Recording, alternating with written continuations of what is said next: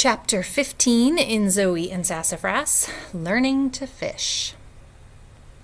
Sassafras and I were out in the barn playing with Marshmallow.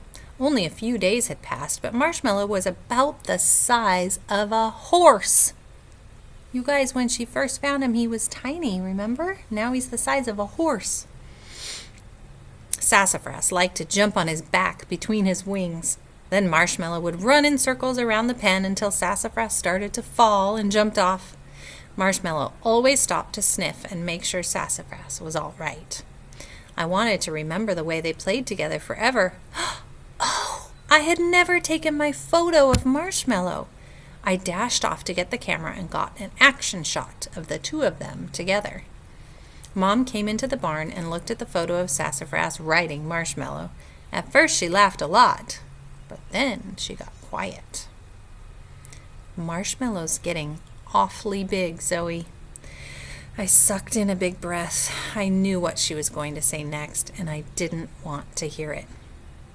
I know this part is hard, but a dragon isn't meant to live in a barn. He's meant to be free. I nodded and kept looking down. If I looked up at Marshmallow, I was sure I was going to start crying. I guess he'd have more fun flying around and exploring the forest, I mumbled, and he might not even fit in the barn much longer. Saying goodbye was going to stink. Once Sassafras was done dragon riding, we all headed for the forest stream. Mom wanted to teach Marshmallow how to catch fish. Excuse me. When we got to the stream, Marshmallow seemed nervous. Rather than check out the stream, he snuggled up behind me and put his big head on my shoulder. Sassafras hates getting wet, so he hid behind Marshmallow. Mom rolled up her pants and splashed around in the water. Marshmallow, the stream won't hurt you. It's fun, see? After a few minutes, Marshmallow's curiosity got the best of him. He joined her in the water. Next, she showed him that there were fish in the stream. Once he realized that, he really loved the stream. He spotted a fish in the water and tried to catch it, but he missed it and ended up with a mouthful of stream water. Don't give up, Marshmallow. You can do it, Sassafras and I cheered. Marshmallow kept trying and finally caught one. After that first taste of success, he got much faster at catching fish. He even brought a little fish to Sassafras, who purred loudly in thanks. I was rolling up my pants to join the fun when Sassafras started meowing like crazy. He stared at the bushes nearby. I stood very still and watched. A blue dragon head slowly peeped out of the bushes. It looked about the same size as Marshmallow. Come on, sweet girl, I cooed. The dragon kept her eyes on me as she took a few small steps forward. The splashing behind us stopped.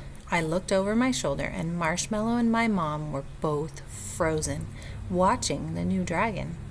Then Marshmallow let out the most beautiful sound. It sounded like a cat's purr, only louder and more like a song. Maybe dragons purr when they're really happy? The new dragon's eyes lit up and she purred right back. She trotted into the stream and sniffed at Marshmallow. They twisted their necks around each other in greeting and purred even more. Something about the way her blue tail moved was so familiar. Was she the friend who had brought baby Marshmallow to our barn and disappeared into the bushes? The blue dragon took a few steps toward the forest. She looked back and called out to Marshmallow. She wanted him to come with her. My heart dropped. I was going to have to say goodbye to my dragon. Marshmallow took a step to follow her, then stopped. He came bounding over to us and nuzzled my mom and Sassafras. Then he rested his head on my shoulder. I wrapped my arms around his warm, strong neck. I blinked back tears. Goodbye, Marshmallow. Be a good dragon. I gave him a gentle nudge toward the new dragon. He looked at me one last time. Go ahead. It's okay, I waved him on. Before I could change my mind, they both leapt into the air. The forest filled with the beautiful noise of two happy dragons. The sound was so pretty that it was hard to be sad. My mom moved to my side and wrapped me in a hug. Look how healthy and happy he is. That's because of your help." I nodded, and I couldn't help but smile as I watched them spin and dive through the air until they were nothing more than specks in the sky.